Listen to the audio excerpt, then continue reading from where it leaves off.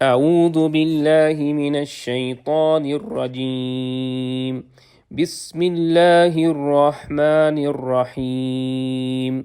وَلَقَدْ صَدَقَكُمُ اللَّهُ وَعْدَهُ إِذْ تَحُسُّونَهُم بِإِذْنِهِ حَتَّى إِذَا فَشِلْتُمْ وَتَنَازَعْتُمْ فِي الْأَمْرِ وَعَصَيْتُم مِّن بَعْدِ مَا أَرَاكُم مَّا تُحِبُّونَ منكم من يريد الدنيا ومنكم من يريد الآخرة ثم صرفكم عنهم ليبتليكم ولقد عفا عنكم والله ذو فضل على المؤمنين صدق الله العظيم. رب اشرح لي صدری ویسر لی امری واحلل عقدۃ من لسانی یفقہوا قولی رب یسر ولا تعسر وتمم بالخیر آمین یا رب العالمین۔ آج کے لیکچر میں ہم انشاءاللہ تعالی سورہ آل عمران کی آیت نمبر 152 کو گرامیٹیکلی انالائز کرنے کی کوشش کریں گے۔ آیت کی تلاوت ابھی آپ نے سنی ہے، آیت سکرین پہ لکھی آپ دیکھ رہے ہیں، اور ایک طویل آیت ہے جس میں وقف کی 5 علامات نظر آ رہی ہیں، لہٰذا اس آیت کے پہلے تو حصے ہوں گے 6۔ پہلا حصہ ہوگا وَلَقَدْ صَدَقَكُمُ اللَّهُ وَعْدَهُ إِذْ تَحُسُّونَهُم بِإِذْنِهِ۔ دوسرا حصہ نسبتاً طویل حَتَّى إِذَا فَشِلْتُمْ وَتَنَازَعْتُمْ فِي الْأَمْرِ وَعَصَيْتُم مِّن بَعْدِ مَا أَرَاكُم مَّا تُحِبُّونَ۔ تیسرا حصہ ہوگا مِنكُم مَّن يُرِيدُ الدُّنْيَا وَمِنكُم مَّن يُرِيدُ الْآخِرَةَ، اور چوتھا حصہ ہوگا ثُمَّ صَرَفَكُمْ عَنْهُمْ لِيَبْتَلِيَكُمْ، اور پانچواں ہوگا وَلَقَدْ عَفَا عَنْكُمْ، اور چھٹا اور آخری ہوگا وَاللَّهُ ذُو فَضْلٍ عَلَى الْمُؤْمِنِينَ۔ اب جو ہم نے یہ 6 حصے کیے ہیں، ان میں مزید کچھ حصے بنیں گے حروف عاطفہ کی وجہ سے، تو وہ انشاءاللہ تعالی دیکھیں گے۔ تو پہلا حصہ جو ہے اس کا ایک ہی حصہ ہے وَلَقَدْ صَدَقَكُمُ اللَّهُ وَعْدَهُ إِذْ تَحُسُّونَهُم بِإِذْنِهِ۔ اس میں پہلا لفظ واو ہے جو کہ حرف ہے، لام حرف ہے، حرف تاکید ہے، قد حرف ہے، حرف تحقیق ہے، صدقہ فعل ہے، فعل ماضی معروف واحد مذکر غائب کا صیغہ ہے، صاد دال اور قاف روٹ لیٹرز آپ کو نظر آ رہے ہیں، باب نون سے استعمال ہوتا ہے صدقہ یصدقو سچ بولنا کے معنی میں۔ کم ضمیر منصوب متصل جمع مذکر حاضر کے ساتھ لگی ہوئی ہے، آگے اس میں جلالہ مرفوع آپ کو نظر آ رہا ہے۔ وعدہ اسم ہے منصوب، اور اس کے بعد جو ضمیر لگی ہوئی ہے ضمیر مجرور متصل واحد مذکر غائب کی، جس پہ الٹی پیش آپ کو نظر آ رہی ہے اس لیے کہ ما قبل زبر ہے۔ اس کے بعد اگلا لفظ ہے اذ، جو کہ اسم ہے ظرف ہے، اور اس کے بعد فعل مضارع معروف جمع مذکر حاضر کا صیغہ آپ کو نظر آ رہا ہے جو ہے تحسونا۔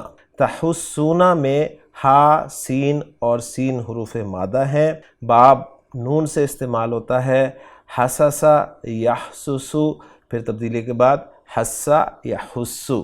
حسا یحسو کے معنی خان صاحب نے لکھے ہیں، جب یہ باب نون سے استعمال ہوتا ہے جڑ سے اکھاڑنا قتل کرنا، اور آیت کا ریفرنس یہی دیا ہے۔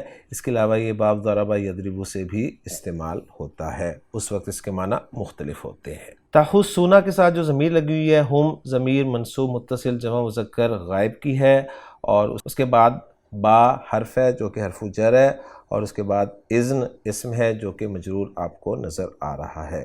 اذن کے ساتھ جو ضمیر ہے وہ ضمیر واحد مذکر غائب کی ہے، ضمیر مجرور متصل، اور یہاں پر کھڑی زیر آپ اس پر دیکھ رہے ہیں۔ کھڑی زیر اس لیے آئی ہے کہ پیچھے زیر ہے، اور وعدہ ہو میں اس ضمیر پر الٹی پیش اس لیے آئی تھی کہ پیچھے زبر تھی۔ تو یہ چیزیں الحمدللہ آپ اچھی طرح پڑھ چکے ہیں اور سمجھ چکے ہیں۔ اب جو دوسرا حصہ ہے اس آیت کا، اس کے ہم 3 حصے کریں گے، اس لیے کہ اس میں ہمیں 2 حروف عاطفہ نظر آ رہے ہیں۔ تو پہلا حصہ ہوگا حتی اذا فشلتم، دوسرا ہوگا وتنازعتم فی الامر، اور تیسرا ہوگا وَأَصَيْتُم مِّن بَعْدِ مَا أَرَاكُم مَّا تُحِبُّونَ۔ اب جو دوسرے حصے کا پہلا حصہ ہے اس کے الفاظ سے بات کریں گے۔ حتیٰ یہاں پر ابتدائیہ ہے۔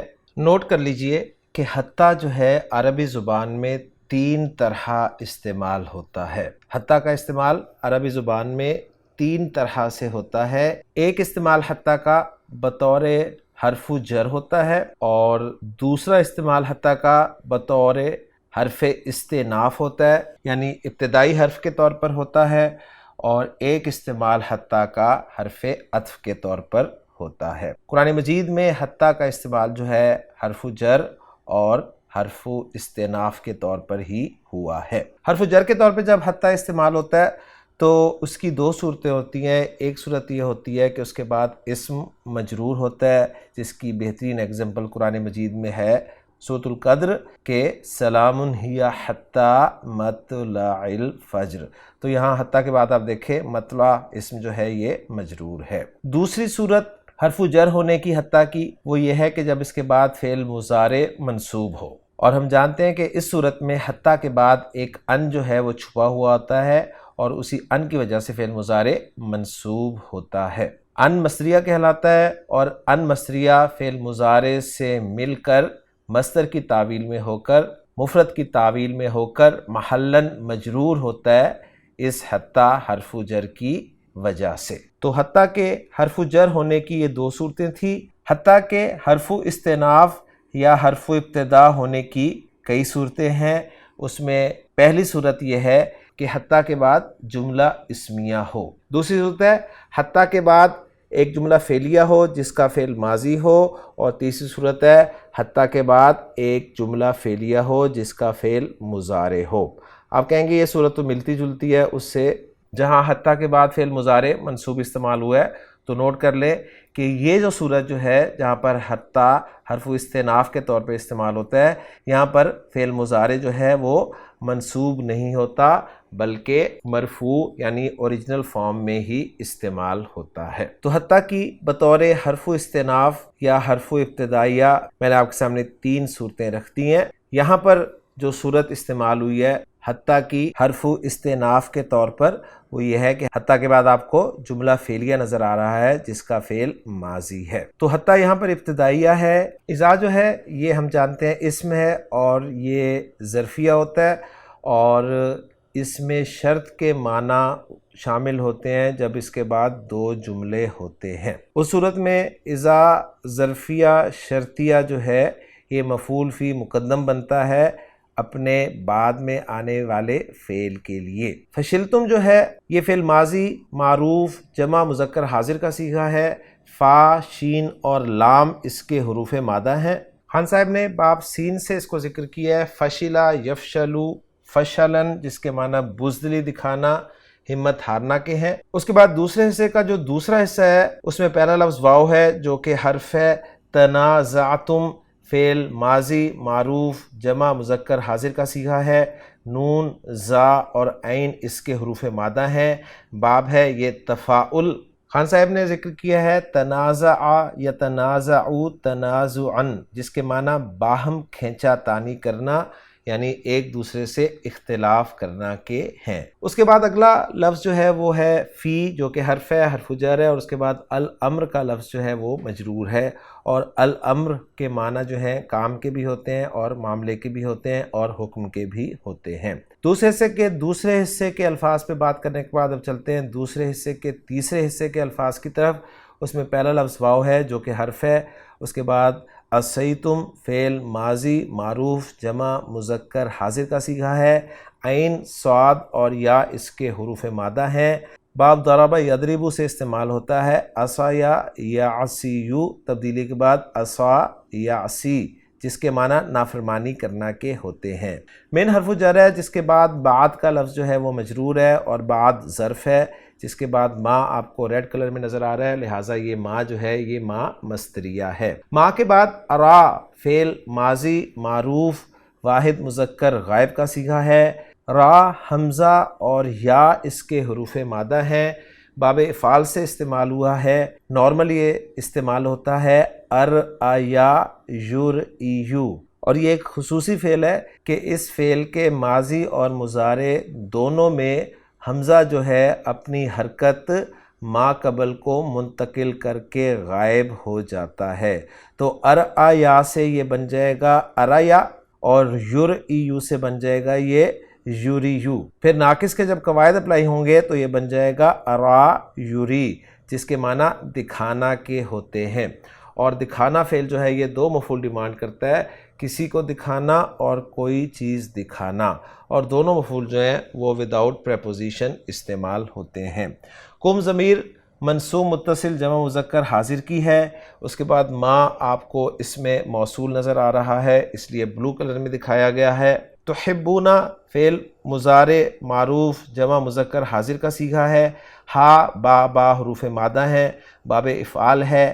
احببا یحببو تبدیلی کے بعد احبا یحبو. تو الحمدللہ جی دوسرے حصے کے تینوں حصوں کے الفاظ پر الحمدللہ ہماری بات مکمل ہو گئی ہے.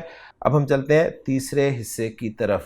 تیسرے حصے میں ہمیں ایک حرف عطف مل رہا ہے، لہٰذا اس تیسرے حصے کے ہم دو حصے کریں گے. پہلا حصہ ہوگا منکم من یرید الدنیا، اور دوسرا ہوگا ومنکم من یرید الآخرہ. اب جو تیسرے حصے کا پہلا حصہ ہے اس کے الفاظ بھی بات کریں گے. اس میں پہلا لفظ ہے من، جو کہ حرف جر ہے، جس کے ساتھ کم ضمیر مجرور متصل جمع مذکر حاضر کی لگی ہوئی ہے. من اس میں موصول ہے، جس کے بعد یریدو فعل مضارع معروف واحد مذکر غائب کا صیغہ ہے. را واو اور دال اس کے حروف مادہ ہیں، باب فعال سے استعمال ہوتا ہے. ارودا یرویدو تبدیلی کے بعد ارادہ یریدو ارادتاً ارادہ کرنا چاہنا. الدنیا معروف لفظ ہے اور مرفوع منصوب مجرور تینوں حالتوں میں اسی طرح لکھا اور پڑھا جاتا ہے. تیسرے حصے کے دوسرے حصے میں صرف ایک لفظ جو ہے وہ فرق ہے اور وہ ہے الآخرہ. باقی الفاظ سب کے سب وہی ہیں جو ابھی ہم کر چکے ہیں. یوں تیسرے حصے کے جو دو حصے تھے ان کے الفاظ پہ بھی ہماری بات مکمل ہو گئی. اب ہم چلتے ہیں چوتھے حصے کے الفاظ کی طرف. چوتھے حصے میں ایک ہی حصہ ہے جس میں پہلا لفظ ثم ہے جو کہ حرف عطف ہے. صرفہ فعل ماضی معروف واحد مذکر غائب کا صیغہ ہے. صاد را اور فا اس کے حروف مادہ ہیں. باب ضربہ یضربو سے یہ استعمال ہوتا ہے. صرفہ یصرفو صرفاً اس کا مصدر ہوتا ہے اور اس کے معنی خان صاحب نے لکھے ہیں کسی کو کسی چیز سے پھیر دینا. پھر مزید بتا رہے ہیں کہ جس کو پھیرتے ہیں وہ وداؤٹ پریپوزیشن استعمال ہوتا ہے، اور جس سے پھیرتے ہیں اس کے ساتھ ان کی پریپوزیشن استعمال ہوتی ہے. لہٰذا یہاں پر آپ کو ان آگے نظر آ رہا ہے. کم ضمیر منصوب متصل جمع مذکر حاضر کے ساتھ لگی ہوئی ہے صرفہ فعل کے، اور ان حرف جر ہے جو کہ پریپوزیشن کے طور پر استعمال ہوا ہے صرفہ کی. ہم ضمیر مجرور متصل جمع مذکر غائب کی ہے. لام زیر والا ہے اور اس کے بعد فعل مضارع منصوب استعمال ہوا ہے، لہٰذا یہ لام جو ہے لام تعلیل یا لام کئی ہے، اس لیے اس کے بعد فعل مضارع جو ہے وہ آپ کو منصوب نظر آ رہا ہے. فعل مضارع یبتلیہ جو ہے یہ منصوب ہے، معروف ہے، واحد مذکر غائب کا صیغہ ہے. با لام اور واو اس کے حروف مادہ ہیں. باب افتعال سے استعمال ہوا ہے. ابتلوا یبتلیو تبدیلی کے بعد یہ ابتلا یا یبتلیو، اور پھر مزید تبدیلی کے بعد ابتلا یبتلی ابتلاءً آزمانا کے معنی میں استعمال ہوتا ہے. اور یہاں پر یبتلیہ جو ہے یہ لام تعلیل یا لام کئی کی وجہ سے منصوب استعمال ہوا ہے. یبتلیہ کے بعد جو ضمیر ہے کم، یہ ضمیر منصوب متصل جمع مذکر حاضر کی لگی ہوئی ہے. چوتھے حصے کے الفاظ پہ بات مکمل ہو گئی ہے. پانچویں حصے کے الفاظ میں پہلا لفظ واو ہے جو کہ حرف ہے. لام حرف ہے. قد حرف ہے، حرف تحقیق ہے. افا فعل ماضی معروف واحد مذکر غائب کا صیغہ ہے. عین فا اور واو اس کے حروف مادہ ہیں. باب نون سے استعمال ہوتا ہے. افوا یعفو تبدیلی کے بعد افا یعفو افون. ایک معنی اس کے خان صاحب نے لکھے ہیں کسی چیز کا نشان مٹا دینا، یعنی اپنا حق معاف کر دینا، یعنی دوسرے کی غلطی کو معاف کرنا. اور دوسرے معنی اس کے لکھے ہیں کسی چیز کو بڑھانا یا لمبا کرنا، یعنی ڈھیل دینا، درگزر کرنا. اور بتا رہے ہیں کہ اس مفہوم کے لیے زیادہ تر ان کی پریپوزیشن استعمال ہوتی ہے. اور تیسرے معنی بھی لکھے ہیں افا کے کہ بڑھنا یا لمبا ہونا کے ہیں. ان حرف جر ہے جو کہ افا کے لیے پریپوزیشن کے طور پہ استعمال ہوا ہے، ساتھ کم ضمیر مجرور متصل جمع مذکر حاضر کی لگی ہوئی ہے۔ یوں پانچویں حصے کے الفاظ بھی مکمل ہو گئے۔ اب چھٹے اور آخری حصے کے الفاظ کی طرف چلتے ہیں۔ چھٹے اور آخری حصے میں پہلا لفظ واو ہے جو کہ حرف ہے، اس میں جلالہ مرفوع نظر آ رہا ہے، ذو اسماء خمسہ میں سے ہے، مرفوع استعمال ہوا ہے اور ہمیشہ مضاف ہو کر آتا ہے۔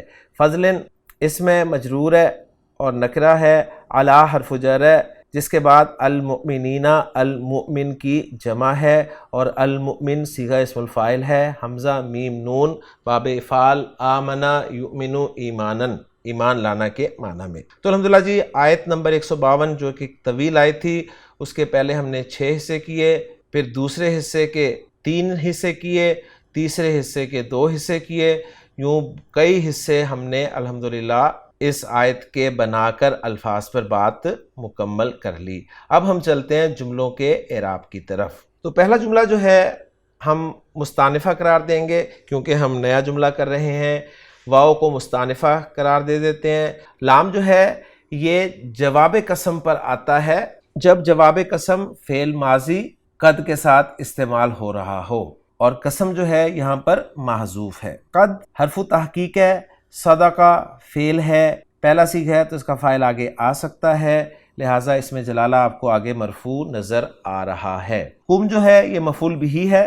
صدقہ یصدق جو ہے اس کے ایک معنی تو سچ بولنا کے ہوتے ہیں، ایک معنی اس کے سچ کر دینا کے ہوتے ہیں۔ تو کم جو ہے یہ صدقہ فعل کے لیے مفعول اول ہے، اور آگے جو وعدہ مضاف الیہ ہے یہ صدقہ کے لیے مفعول ثانی ہے۔ از ظرفیہ ہے اور یہ مضاف بنتا ہے جس کے بعد مضاف الیہ کے طور پر ایک جملہ آتا ہے، لہٰذا آگے جملہ جو ہے جملہ فعلیہ وہ محلاً مجرور مضاف الیہ قرار دیا جائے گا، اور وہ ہے تحسونہم بإذنہ۔ اب میں مضاف الیہ والے جملے کو انالائز کرنے لگا ہوں۔ تحسون فعل با فاعل ہے، واو ضمیر مرفوع متصل اس کا فاعل ہے، ہم ضمیر منصوب متصل مفعول بھی ہے، با حرف جر ہے جس کا مجرور اذن ہے، اور اذن مضاف ہے جس کا مضاف الیہ واحد مذکر غائب کی ضمیر ہے۔ گویا یہ جار مجرور جو ہے یہ متعلق ہو جائے گا تحسون فعل کے، اور تحسون فعل اپنے فاعل، اپنے مفعول بھی اور اپنے متعلق سے مل کر جملہ فعلیہ ہو کر محلاً مجرور مضاف الیہ ہو جائے گا از ظرف کے لیے، اور اس ظرف اپنے مضاف الیہ سے مل کر متعلق ہو جائے گا صدقہ فعل کے۔ گویا صدقہ فعل اپنے فاعل، اپنے دونوں مفعول اور اپنے متعلق سے مل کر جملہ فعلیہ ہو کر جوابو قسم بن جائے گا ایک محذوف قسم کے لیے۔ اور ترجمہ اگر ہم اس حصے کا کرنا چاہیں تو کچھ یوں ہوگا کہ یقیناً اللہ نے اپنا وعدہ تم سے سچا کر دیا جب تم اس کے حکم سے انہیں قتل کرنے لگے۔ اب جو دوسرا حصہ ہے اس میں پہلا حصہ اس کو میں انالائز کرنے لگا ہوں۔ حتیٰ سے یہ شروع ہو رہا ہے، حتیٰ ابتدائیہ ہے، اس کے بعد اذا ہے، اور ہم نے دیکھا تھا کہ اذا ظرفیہ ہوتا ہے اور اس میں شرط کے معنی شامل ہوتے ہیں اگر اس کے بعد 2 جملے آئیں، اور اس صورت میں یہ اپنے سے آگے آنے والے فعل کے لیے مفعول فی مقدم بنتا ہے۔ تو یہاں پر گرامر والوں نے اس کو اذا ظرفیہ شرطیہ قرار دیا ہے، کوئی مفعول فی مقدم ہے، فشلتم فعل با فاعل ہے، تم ضمیر مرفوع متصل اس کا فاعل ہے۔ اس کے بعد جو دوسرا حصہ ہے وہ واو عاطفہ کے ساتھ ہے، گویا واو عاطفہ ہے، تنازعتم فعل با فاعل ہے، تم ضمیر مرفوع متصل فاعل، فی الامر جار مجرور متعلق ہو گیا تنازعتم کے، اور تنازعتم فی الامر کا عطف ہو جائے گا فشلتم والے فعل پر۔ اس کے بعد پھر واو عاطفہ ہے، عصیتم فعل با فاعل، تم ضمیر مرفوع متصل اس کا فاعل، من حرف جر ہے جس کے بعد مجرور ہے بعد، اور بعد ظرف ہے جس کا مضاف الیہ جو ہے وہ ما مصدریہ سے شروع ہو رہا ہے۔ ما مصدریہ کے بعد صلۃ الموصول حرفی آئے گا جو اراکم ما تحبون ہے۔ اب صلۃ الموصول حرفی کو میں انالائز کرنے لگا ہوں۔ ارا فعل با فاعل ہے، ہوا ضمیر مرفوع متصل اس کا فاعل ہو گیا، کم جو ہے اس کا مفعول بھی اول ہے، اور ما تحبون موصول صلہ مل کر ارا فعل کے لیے مفعول بھی ثانی ہے۔ اب مفعول بھی ثانی کو میں انالائز کروں گا۔ ما موصولہ ہے جس کا صلۃ الموصول تحبون جملہ فعلیہ فعل با فاعل ہے، واو ضمیر مرفوع متصل اس کا فاعل ہے۔ پھر ارا فعل اپنے فاعل اور اپنے دونوں مفعولوں سے مل کر جملہ فعلیہ ہو کر صلۃ الموصول حرفی بنا ما مصدریہ کے لیے، اور ما مصدریہ اپنے صلۃ الموصول حرفی سے مل کر مصدر کی تعویل میں ہو کر مفرد کی تعویل میں ہو کر محلاً مجرور مضاف الیہ بنا بعد ظرف کے لیے، اور بعد ظرف اپنے مضاف الیہ سے مل کر مجرور ہوا من حرف جر کے لیے، اور من حرف جر اپنے مجرور سے مل کر متعلق ہوا عصیتم فعل کے، اور عصیتم فعل اپنے فاعل اور متعلق سے مل کر جملہ فعلیہ ہو کر عطف ہو گیا تنازعتم فی الامر والے جملے پر یا فشلتم والے جملے پر۔ اور پھر اینڈ رزلٹ یہ نکلے گا کہ فشلتم فعل اپنے فاعل اپنے مفعول فی مقدم سے مل کر جملہ فعلیہ ہو کے شرط بن رہا ہے، اور اس شرط کی جزا جو ہے وہ محذوف مانی گئی ہے، اور وہ شرط جو محذوف مانی گئی ہے وہ بعض کے نزدیک ہے ان ہضمتم اور بعض کے نزدیک ہے امتحنتم۔ پھر یہ شرط اور جزا مل کر جملہ شرطیہ بنتا ہے۔ اور ترجمہ اگر ہم کرنا چاہیں اس حصے کا یعنی شرط والے حصے کا تو کچھ یوں ہوگا، یہاں تک کہ یعنی حتی ابتدائیہ کا ترجمہ یہاں تک کہ ہی سے کیا جائے گا، یہاں تک کہ تم نے ہمت ہار دی، کمزوری دکھائی، اور حکم میں یا کام میں تمہارے درمیان تنازع پیدا ہو گیا، اور تم نے نافرمانی کی اس کے بعد کہ اس نے تم کو دکھا دی وہ چیز جسے تم پسند کرتے تھے۔ اب اس کا پورا ایک پس منظر ہے، ذہن میں رکھیے گا، وہ انشاءاللہ تعالیٰ اس آیت کے ترجمے کے بعد میں ذکر کرنے کی کوشش کروں گا۔ اس کے بعد جو اگلا جملہ ہے تیسرے حصے کا پہلا، وہ ہے منکم من یرید الدنیا۔ اس میں منکم جو ہے یہ جار مجرور ہو کر خبر مقدم ہے، جس کا مبتدا مؤخر جو ہے وہ ہے من یرید الدنیا۔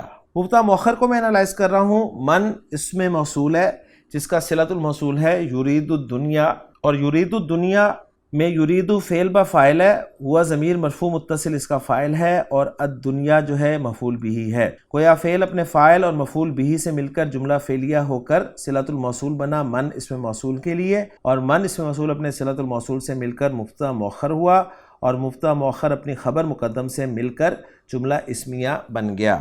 اور ترجمہ کریں گے تم میں سے کوئی ایسا ہے جو دنیا چاہتا ہے، یہ لفظی ترجمہ میں آپ کے سامنے رکھ رہا ہوں۔ اور جو دوسرا جملہ ہے وَمِنْكُمْ مَن يُرِيدُ الْآخِرَةَ، اس میں صرف ایک الآخرہ لفظ کا فرق ہے، اور باقی ترکیب بالکل اسی طرح ہے جس طرح مِنْكُمْ مَن يُرِيدُ الدُّنْيَا والے جملے کی ہے۔ اس کے بعد جو اگلا جملہ ہے ثُمَّ صَرَفَكُمْ عَنْهُمْ لِيَبْتَلِيَكُمْ، اس میں ثم عاطفہ ہے، صرفہ فعل با فاعل ہے، ہوا ضمیر مرفوع متصل اس کا فاعل ہے، کم مفعول بھی ہے، ان حرف جر ہے جس کے بعد ہم مجرور ہے، اور جار مجرور متعلق ہو جائیں گے صرفہ فعل کے۔ لام جر برائے تعلیل ہے، لام کئی ہے، لام تعلیل ہے، جس کے بعد ان چھپا ہوا ہے، اور ان مصدریہ ہے جس کے بعد فعل مضارع یبتلیہ جو ہے آپ کو منصوب نظر آ رہا ہے۔ یبتلیہ فعل با فاعل ہے، ہوا ضمیر مرفوع متصل اس کا فاعل ہے، کم جو ہے ضمیر مفعول بھی کے لیے استعمال ہوئی ہے۔ یوں فعل اپنے فاعل اور مفعول بھی سے مل کر جملہ فعلیہ ہو کر صلۃ الموصول حرفی بن رہا ہے ان پوشیدہ کے لیے، اور ان پوشیدہ ان مقدرہ جو ہے وہ صلۃ الموصول حرفی سے مل کر مصدر کی تعویل میں ہو کر مفرد کی تعویل میں ہو کر محلاً مجرور ہو رہا ہے لام جارہ کے لیے، اور لام جارہ جو ہے یہ اپنے مجرور سے مل کر متعلق ہو رہا ہے صرفہ فعل کے۔ یوں صرفہ فعل اپنے فاعل اپنے مفعول بھی اور اپنے دونوں متعلقوں سے مل کر جملہ فعلیہ بن رہا ہے۔ اور ترجمہ کرنا چاہیں ہم اس حصے کا تو کچھ یوں ہوگا، پھر اس نے تمہیں ان سے پھیر دیا تاکہ وہ تمہیں آزمائے۔ اگلا جملہ جو ہے اس کو اب میں انالائز کرنے لگا ہوں۔ واو کو ہم قرار دیں گے استنافیہ، لقد یہ بالکل اسی طرح ہے، لام جو ہے یہ قسم کے جواب میں آیا ہے، قد حرف تحقیق ہے، افا فعل با فاعل ہے، ہوا ضمیر مرفوع متصل اس کا فاعل ہے، اور انکم جار مجرور متعلق ہے افا کے، اور افا فعل اپنے فاعل اور متعلق سے مل کر جملہ فعلیہ ہو کر جواب قسم بن رہا ہے۔ اور ترجمہ ہم اس حصے کا کریں گے اور یقیناً اس نے تمہیں معاف کر دیا ہے۔ اور جو آخری جملہ ہے اس آیت کا وہ ہے واللہ ذو فضل علی المؤمنین۔ واو کو ہم استنافیہ قرار دے دیں گے، اس میں جلالہ مبتدا ہے جس کی خبر جو ہے ذو فضل ہے جو کہ مضاف مضاف الیہ ہے، اور علی المؤمنین جو ہے جار مجرور، یہ متعلق ہو جائے گا فضل کے، کیونکہ فضل جو ہے یہ مصدر ہے۔ اور یوں مبتدا اپنی خبر سے مل کر جملہ اسمیہ مستأنفہ بن جائے گا، اور ترجمہ کریں گے اور اللہ مومنوں پر بڑے فضل والا ہے۔ تو الحمدللہ جی ہماری ورکنگ مکمل ہو گئی ہے۔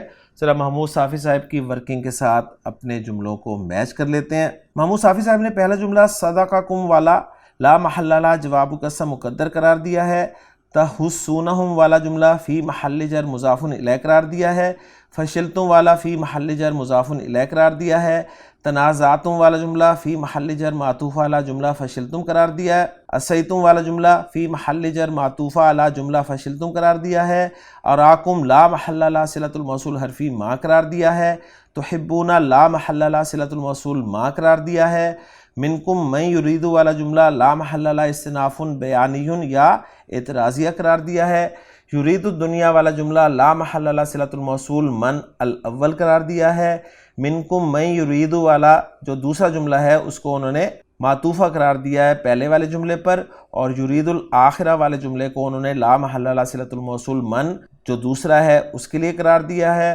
صرفکم عنہم والا جملہ لا محل لا معطوف علی جملہ جواب الشرط مقدرہ قرار دیا ہے، اور عفا عنکم والا جملہ لا محل لہا جواب قسم مقدر قرار دیا ہے، اور آخری جملہ جو ہے وہ انہوں نے لا محل لا استنافیہ قرار دیا ہے۔ تو الحمدللہ جی 100% ورکنگ ہماری میچ کر گئی ہے۔ فرق صرف تھوڑا سا جو آپ کو ملے گا وہ اذا فشلتم والے حصے میں ملے گا، کیونکہ وہ اس کو اذا کے بعد مضاف الیہ قرار دیتے ہیں، جبکہ ہم نے اسے مفعول فی مقدم کی ترکیب کے ساتھ کیا ہے۔ تو الحمدللہ جی آیت کا انالیسس ہمارا مکمل ہو گیا۔ آیت کا ترجمہ دیکھ لیتے ہیں۔ آیت کا ترجمہ کچھ یوں کیا گیا ہے، اور یہ ذہن میں رکھیے گا لفظی ترجمہ کیا گیا ہے جو میں آپ کے سامنے بیان کر رہا ہوں، باقی آپ تفسیر میں اس کو تفصیل سے دیکھ سکتے ہیں۔ وَلَقَدْ صَدَقَكُمُ اللَّهُ وَعْدَهُ إِذْ تَحُسُّونَهُم بِإِذْنِهِ، اور بلا شبہ یقیناً اللہ نے تم سے اپنا وعدہ سچ کر دیا جب تم انہیں اس کے حکم سے کاٹ رہے تھے، حتیٰ اذا فشلتم، یہاں تک کہ جب تم نے ہمت ہار دی، وَتَنَازَعْتُمْ فِي الْأَمْرِ، اور تم نے حکم کے بارے میں آپس میں جھگڑا کیا، وَعَصَيْتُمْ مِن بَعْدِ مَا أَرَاكُمْ مَا تُحِبُّونَ، اور تم نے نافرمانی کی اس کے بعد کہ اس نے تمہیں وہ چیز دکھا دی جسے تم پسند کرتے تھے۔ مِنْكُمْ مَن يُرِيدُ الدُّنْيَا، تم میں سے کچھ وہ تھے جو دنیا چاہتے تھے، وَمِنْكُمْ مَن يُرِيدُ الْآخِرَةَ، اور تم میں سے کچھ وہ تھے جو آخرت چاہتے تھے، ثُمَّ صَرَفَكُمْ عَنْهُمْ لِيَبْتَلِيَكُمْ، پھر اس نے تمہیں ان سے پھیر دیا تاکہ تمہیں آزمائے، وَلَقَدْ عَفَا عَنْكُمْ، اور بلا شبہ یقیناً اس نے تمہیں معاف کر دیا، وَاللَّهُ ذُو فَضْلٍ عَلَى الْمُؤْمِنِينَ، اور اللہ مومنوں پر بڑے فضل والا ہے۔ اس کی تفسیر میں یہ لکھا گیا ہے کہ جنگ احد میں پہلے پہل اللہ تعالیٰ کی مدد مسلمانوں کے شامل حال رہی، اور وہ مشرکین کو اللہ کے حکم سے خوب کاٹتے رہے، یہاں تک کہ جب فتح کے آثار نظر آنے لگے اور مشرکین اور ان کی عورتوں نے بھاگنا شروع کر دیا، تو 50 تیر انداز جنہیں نبی کریم صلی اللہ علیہ وآلہ وسلم نے حضرت عبداللہ بن جبیر رضی اللہ تعالیٰ عنہ کی سرگردگی میں ایک پہاڑی پر متعین کیا تھا تاکہ ادھر سے مشرک حملہ آور نہ ہو، انہوں نے مال غنیمت کو دیکھ کر باہم جھگڑا شروع کر دیا۔ 50 آدمیوں میں سے اکثر آپ صلی اللہ علیہ وسلم کے حکم کی نافرمانی کر کے اپنی جگہ چھوڑ کر مال غنیمت کی طرف دوڑ پڑے، اس سبب سے مشرکین کو پیچھے سے حملہ کرنے کا موقع مل گیا اور مسلمانوں کو بہت بڑا نقصان اٹھانا پڑا۔ اس آیت میں اسی واقعے کی طرف اشارہ ہے۔ جنگ کے بعد جب آپ صلی اللہ علیہ وسلم مدینہ واپس آئے تو بعض لوگ کہنے لگے کہ یہ مصیبت ہم پر کیسے آ گئی، حالانکہ اللہ تعالیٰ نے نصرت کا وعدہ فرمایا تھا۔ اس پر یہ آیت نازل ہوئی کہ اللہ تعالیٰ نے تو اپنا وعدہ پورا کر دیا تھا، پھر جو کچھ ہوا یہ تمہارے ہمت ہارنے اور آپس میں جھگڑنے اور تمہاری نافرمانی کا نتیجہ تھا۔ اور یہ جو کہا ہے نا کہ وَلَقَدْ عَفَا عَنْكُمْ، یعنی اللہ تعالیٰ نے تمہیں معاف کر دیا، حالانکہ تم لوگوں نے اللہ کے رسول صلی اللہ علیہ وسلم کی بات نہ مان کر بہت بڑی غلطی کی تھی جس کی تمہیں سخت سزا دی جا سکتی تھی، لیکن اللہ تعالیٰ نے تمہارا سارا قصور معاف فرما دیا۔ اور اس آیت کو آپ نے یہ سمجھ کے پڑھنا ہے کہ یہ اللہ کا کلام ہے، اور اللہ ہے، مالک ہے، خالق ہے، رب ہے، وہ جس طرح چاہے جیسے چاہے اپنے بندوں سے خطاب کر سکتا ہے۔ تو الحمدللہ جی، آج کے لیکچر میں ہم نے سورہ آل عمران کی آیت نمبر 152 جو کہ ایک طویل آیت تھی، اس کو کافی تفصیل سے گرامیٹیکلی انالائز کر لیا۔ انشاءاللہ تعالیٰ اگلے لیکچر میں اگلی آیت کے ساتھ آپ سے ملاقات ہوگی۔ سبحانک اللہم و بحمدک، اشہد ان لا الہ الا انت، استغفرک و اتوب الیک۔